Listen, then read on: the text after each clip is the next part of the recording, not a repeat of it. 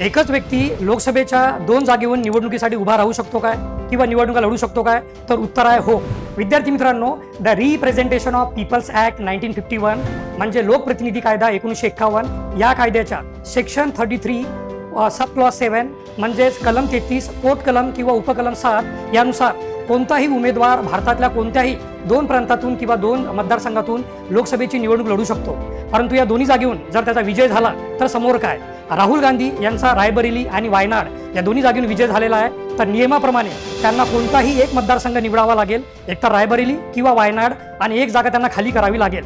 जी जागा ते खाली करतील, मग ती रायबरेली असो किंवा वायनाड असो, तिथे बाय इलेक्शन म्हणजे पोटनिवडणुका होतील. हाच नाही का नियम आहे. तर लक्षात ठेवा, भारतीय लोकप्रतिनिधी कायदा सेक्शन 33 पोट कलम 7 म्हणजेच लोकप्रतिनिधी कायद्याच्या कलम 33 पोट कलम 7 नुसार एकच व्यक्ती भारतातल्या कोणत्याही 2 मतदारसंघातून लोकसभेची निवडणूक लढू शकतो आणि जिंकू पण शकतो. धन्यवाद.